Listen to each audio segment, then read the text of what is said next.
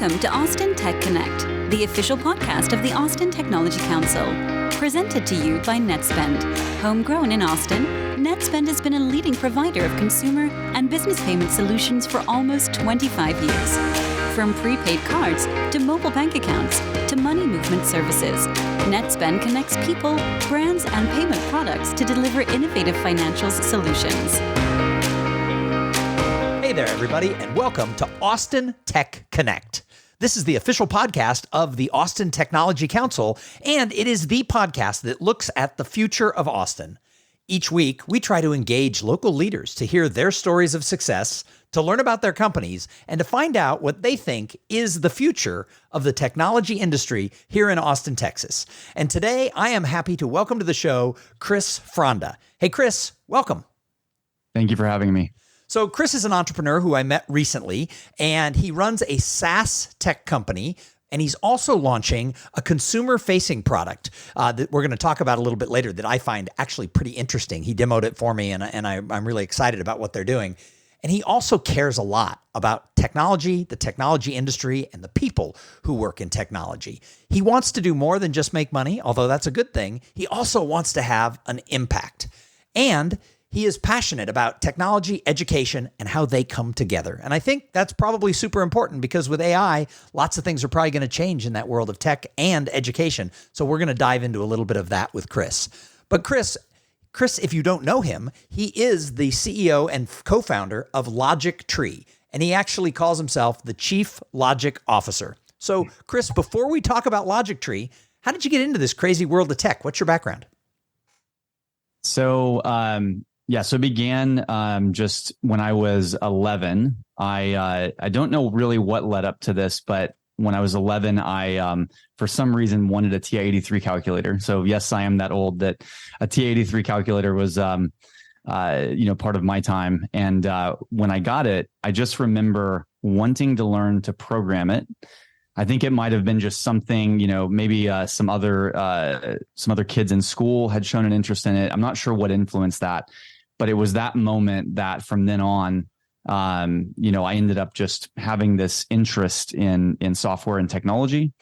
And then later in college, I actually ended up studying mechanical engineering.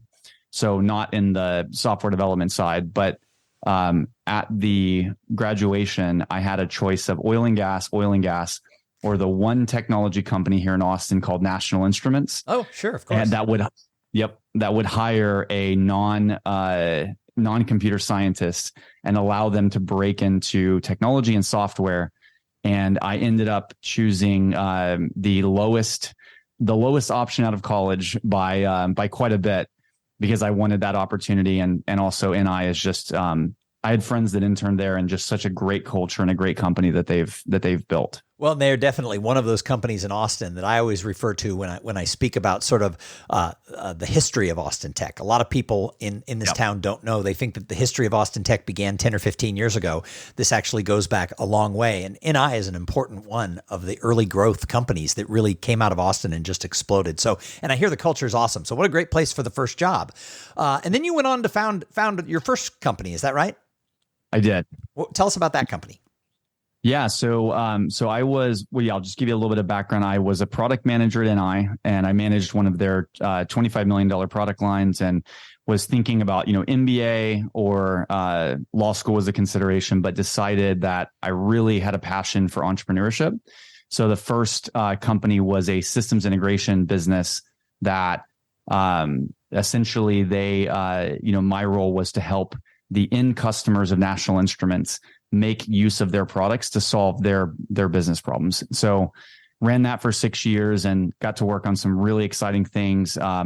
Helped Pfizer conduct automated drug research, helped the Diabetes Research Institute look for cures for type 1 diabetes, helped Apple perform better verification and validation tests of the MacBook Pro. So did that for about 6 years. Nice. So let's move on to Logic Tree, because I think it's a fascinating company. I think the things you're doing is really going to have a positive impact. So when did you start it? What gave you the idea? And explain to everybody, what is Logic Tree? So I'll give you, this is the very succinct answer to that. I'll try to keep this really short. But I, after the systems integration business, was a fractional CTO for a couple of companies, and have had my hands in a lot of tech. There's a blockchain past, launched a cryptocurrency. There's a lot that we could chat about there. But I was looking for, what impact I could have in the world. So what was really missing was, I spent a great career building software, building solutions for many companies, solving a lot of problems. But I wanted something that I felt could drive a positive impact in the world that I would want to see. And something in August of 2018, a random debate with a friend that ended with him challenging what I said as violating formal logic. Have you ever heard of formal logic? I'm going to have to be honest. No. Yeah. So I hadn't either. So my curiosity led to the next morning. I Googled it. I ended up finding a course taught at Oxford by this woman named Marion Talbot. And it's all about how we argue, how we make decisions, how we debate, how we dissect when people say something. Is the argument they make, is it true? Is it false? Are they committing a logical fallacy? Right. And so I started thinking in late 2018 about how, wow, like look at politics and how much, confirmation bias there is, and how much cherry picking of the data so people can win their arguments, and straw manning the other side, and all of these things that are not progressing humanity. They are keeping us behind and causing divide. And so it was through the late 2018 that I just kept this in the back of my mind. I'm like, man, there has to be something to fix the way that we conduct political debate and the way that we, have rational discourse when we talk through things. So in January of 2019, that was the backstory of why Logic Tree was, if we could make a tech company that solves business problems, makes revenue, but also could change the political landscape and change argument and help us conduct more productive discussions, that is a company that I would love to be a part of. Nice. So you started the company, you got that going. What do you do? Yeah. So we, like many companies, you start under a nebulous idea like that. And it's like, great. Well, what does that mean? So a couple quick iterations through previous failures. This isn't the first, attempt at a company that didn't succeed.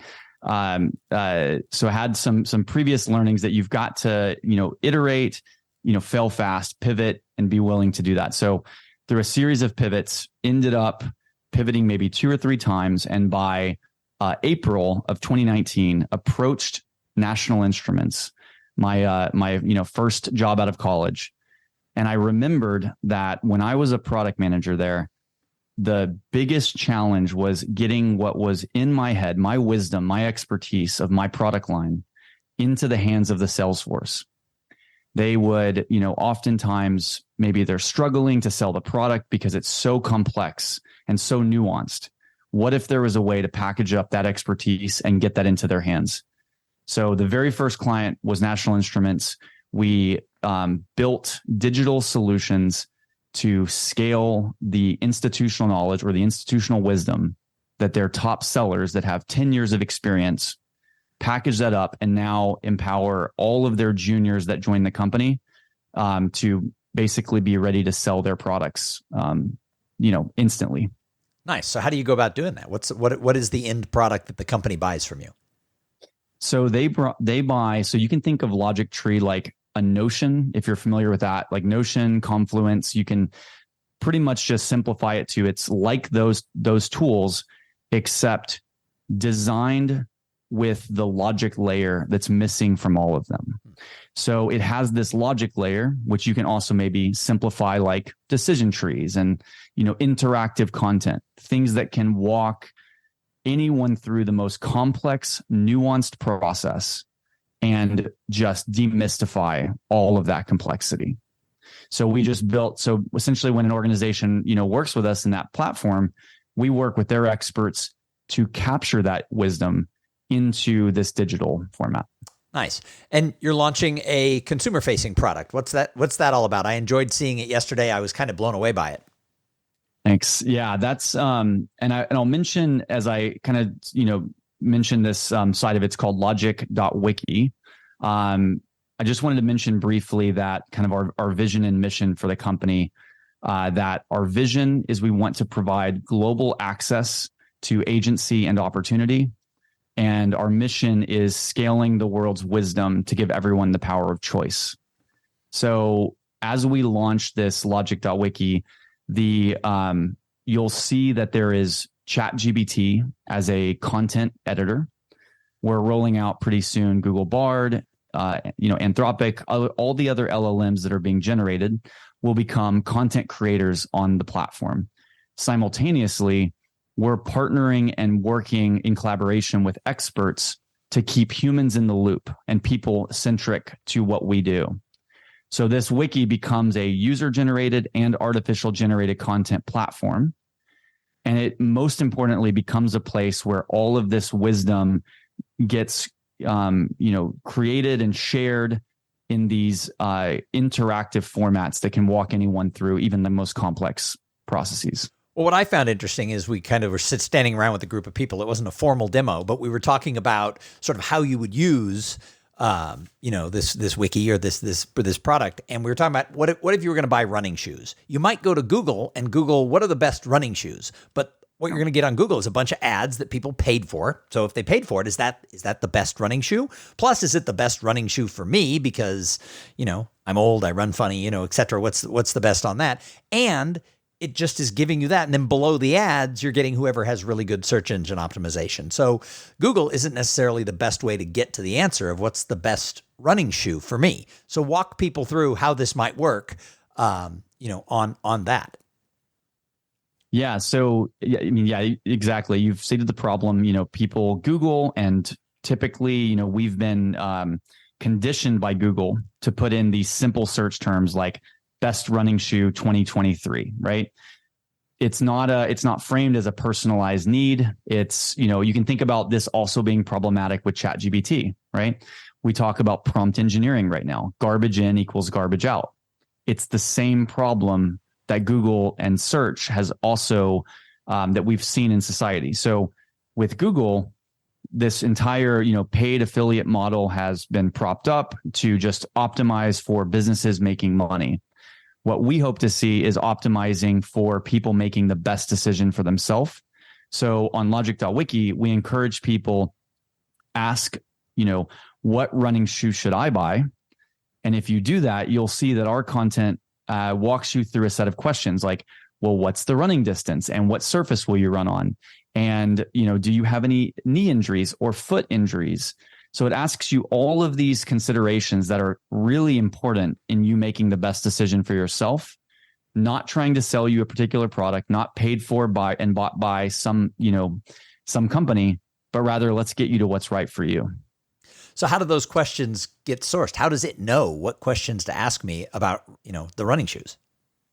So ChatGPT, it's pretty amazing what they are, the LLMs that are being created right now, what they're able and capable of doing. So a lot of the questions are just being generated by these off the shelf publicly available LLMs. But what we have, and the reason why the human, both the experts that will create their own versions, as well as helping to moderate and curate what the AI is creating, that's going to be what's important. So just to touch on that briefly, in a future state, when we have more experts that are shoe selection experts, we would much rather have them creating the sets of questions that are being asked and then the exact recommendations that are being made. And the content is not involving AI at all. And we see some of the best, the best future tools being created entirely through human intelligence and expert intelligence. So does this bring then together the world of AI and ChatGPT and, basic humanity coming together to make it clearer? Is that what you're saying? That's exactly. Nice. Yeah. And I'll say one thing. We do call this, So artificial intelligence plus human intelligence equals logical intelligence. Oh, I like that. That's what we're, yeah. Because the AI doesn't have logic, right? But as humans, many of us do. Not everybody, but most people do. Yeah, and also just I would say that, what will be important, I think, in the future of education is as AI gets more infused into our life, how do we keep human intelligence ahead of artificial intelligence, right? How do we keep people thriving and becoming smarter and more informed, so that we're able to stay ahead of AI and safely integrate it, right? We're not going to be as succumb to misinformation and disinformation, which is becoming even more widely spread at this time. So how do we build the tools that help to educate people and keep them ahead of all of that? Nice. I'm loving this. Is logic.wiki, is it already available to people, or is this something that's still being launched? Yeah, it is live, and you can go on there. You can ask anything you want. There's a button at the top. It says it'll ask with our AI logic bot, if it doesn't have the answer already created. But I will say the one thing that we're really, launching at this time and looking for are the experts that we can partner with. So we want the people, the experts, whether they're attorneys that want to help build question-led tools to walk, entrepreneurs through, what type of a legal entity should they form, right? Or whether it's doctors helping walk through medical diagnosis. So that we want to have these experts come in and partner with us and collaborate, where we highlight them, we highlight their expertise and what they're doing. Interesting. So what type of experts, you said doctors and lawyers, what type of people are you looking for to partner with to create this list of questions? So it can be, we're looking for the people that have the clear domain expertise in a particular field. Some of the things that we're working on right now is we're building a content collection series about ethical AI. And we're doing that with a few key experts in that field that have this. They've been in AI for 15, 20 years. They're also launching ethical AI within some pretty notable organizations. So those would be some of the examples, is picking different fields. Maybe one other just to touch on is in politics, right? I think, we've already worked with a political organization called The Advocates, a libertarian group, and they've built all of these quizzes and surveys that help high school students understand where they align on political issues. So they answer these questions and it helps them understand, are they, where on the spectrum from Republican to Democrat to moderate to libertarian, where do they fall? And I think what could be, amazing in the future is we start to create even more granular tools, like, should I vote for or against this proposition? But we need those people, those experts that can help us create that, and we can partner on that. That's fascinating. So how will you measure the success of the company? How will you know that, hey, we're hitting it out of the ballpark? So yeah, like you said, every company needs revenue, and certainly that's the driver, and it's what allows you to do the things that you want to see in the world. But I will say that for us, some of the things that we will measure success on is, the number of entrepreneurs number of people that feel empowered to start their next company because they now have had access to the wisdom that helped them do it, and they felt empowered. Or the nonprofits that we can help bring their impact into the world. And I think if we can see to it that we, maybe something that's important for me is seeing that we might decrease wealth disparity and increase economic opportunity on a more broad landscape. These are some of the ways that we would look to drive an impact through what we do. Nice. So what are the initiatives that you have moving forward? What's the next steps for Logic Tree? So we've got a few. So I'll now mention that we have one other third thing. So besides the first being our tech platform, Logic Tree, and our consumer-facing decision engine, logic.wiki, we also hold a yearly conference in partnership with the United Nations called World Logic Day. So the UN actually created a day, World Logic Day, just as a quick, by coincidence, on the exact day that we launched Logic Tree. So on January 14th of 2019. And we got selected to be the only corporate partner to the UN alongside Harvard, Stanford, Vanderbilt. And so we're gearing up for January 14th, 2024. We would love to see, more people coming to that this year. We just held it this last year and had 400 attendees. This year we're shooting for 2,000. So would love to have more people come and attend. And then the very most immediate thing we have is we're speaking at the UN General Assembly next month about the future and ethics of AI. And we'll be talking a bit about just some of the things that we see around ethical AI and how we hope that it's safely integrated into our daily lives. So who are the key types of people in the Austin community who need to know you and need to partner with what you're doing for these UN initiatives and everything else? Who are the people who are listening who really need to know you and Logic Tree? I would say that people that are vision, mission, values aligned with what they see what impact we want to have in the world. I think that one audience is again, going back to the experts that feel like they have a particular domain that if they could help codify their wisdom, that could drive very good social impact from that perspective. Other experts in AI and ethical AI that want to also get involved in those discussions and helping to grow more awareness of some of the challenges that AI presents to the economy and to misinformation and the future of that.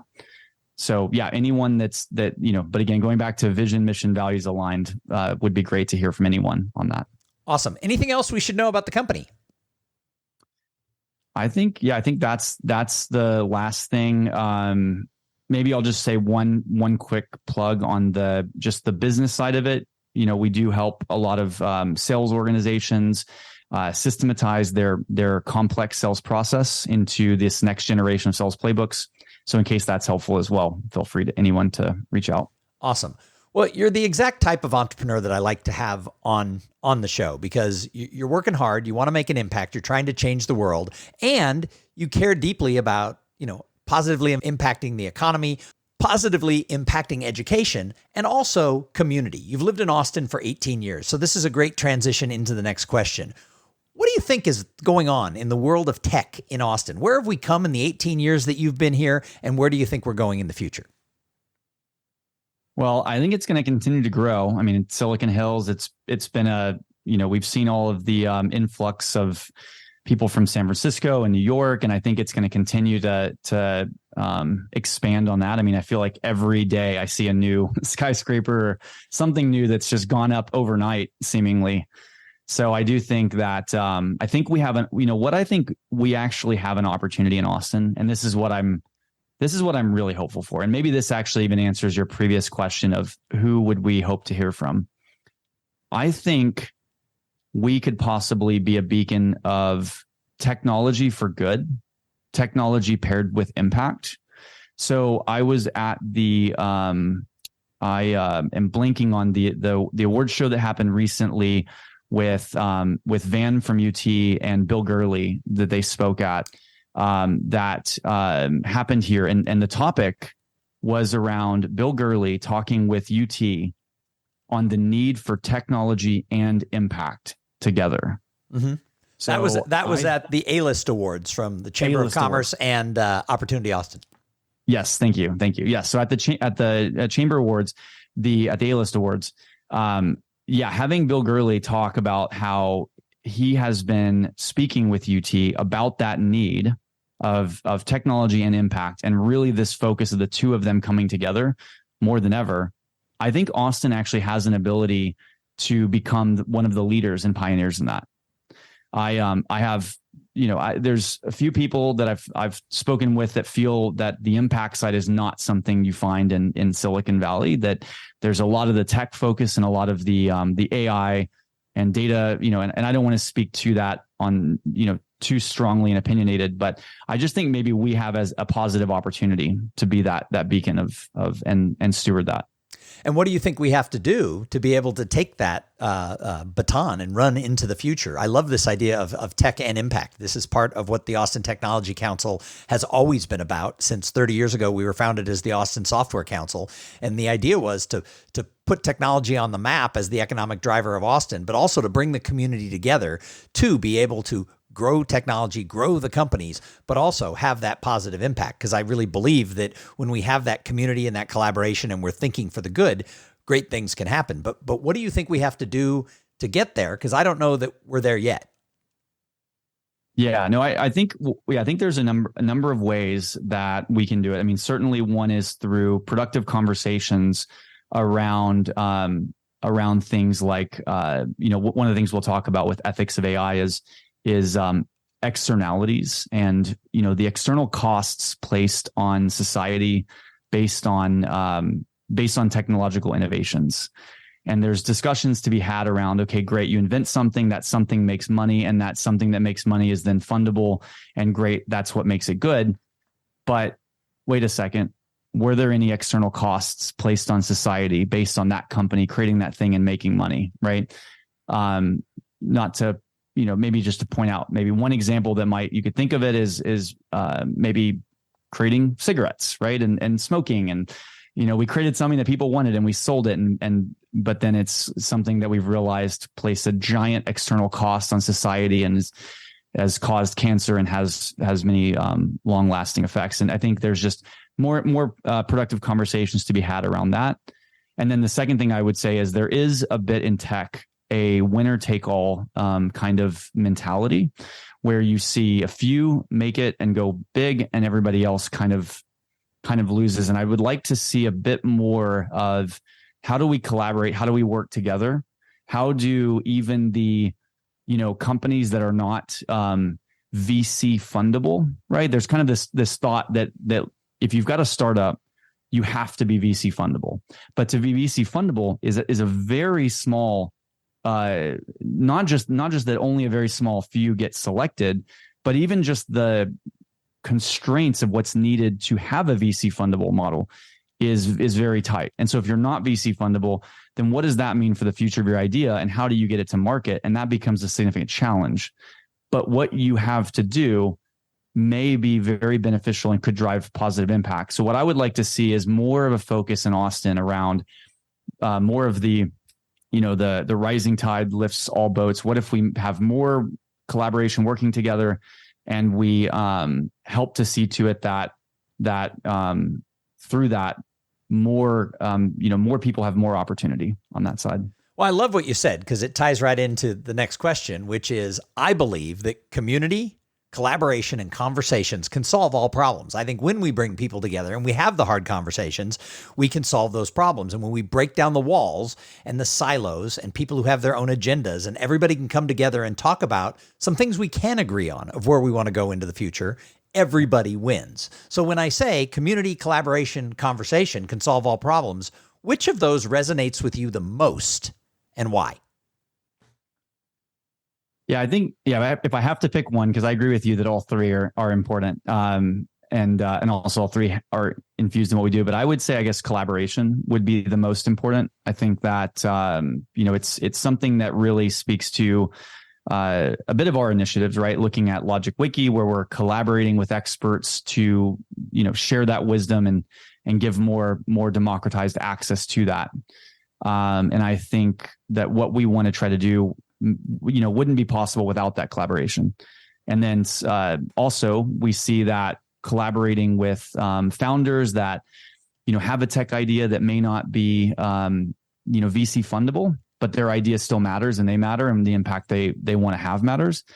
And I think that we want to collaborate with them and see to it that they can still have a viable business, that they can still be delivering that impact. So collaboration, I think, is the word I'd pick. Nice. Well, that's what we're trying to do with the Austin Technology Council as we retool and reinvent the way we look at the future of tech in Austin. ATC is really trying to put collaboration right at the front because we want to work together not only with all the other nonprofits that serve our tech industry, but also with the visionary leaders who found the companies and people who work in those companies. Because if we're not having everybody as part of a single community, then we get siloed and we have some divisions. So we want to look to the future in that collaborative way. So thanks for sharing that because that resonates a lot with me.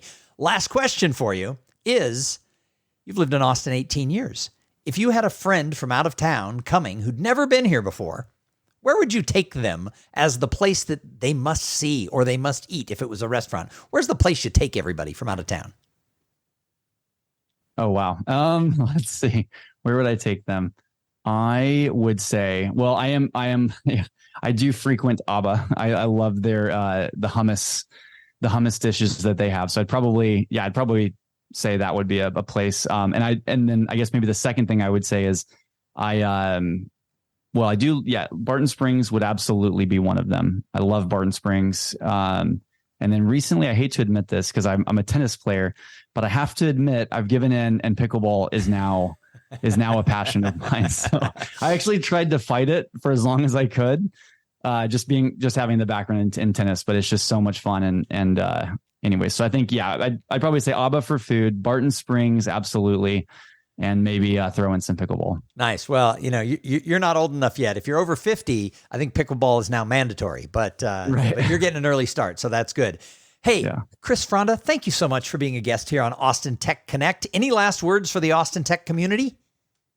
The only last thing I want to mention really quickly is just I'm grateful for the team that we have. I do want to mention my co-founder and chief impact officer, Chelsea Toller, who she helped start Austin's Giving Day. She worked with the UN for 6 years, helped start multiple philanthropic funds within the UN. She is passionate about CSR and ESG and an incredible person. So I absolutely recommend, if you haven't met her, you should absolutely meet Chelsea.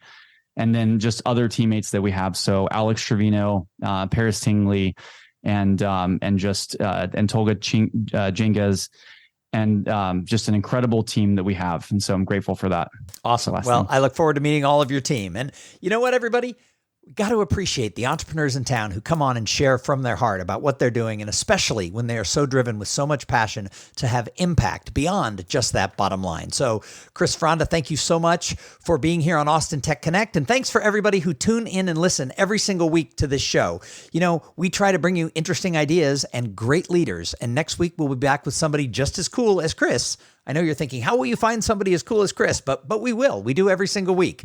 So thank you for listening. And final question, is your company a member of the Austin Technology Council? If not, now is the time for your organization to get involved. We want you to be part of this. We want you to lend your voice as we look to the future and find ways to make sure that Austin is going to thrive together. Join the Austin Technology Council today. Thanks for listening to the Austin Tech Connect podcast. Make sure your company is a member of the Austin Technology Council and add your voice to the future of our tech ecosystem in Central Texas.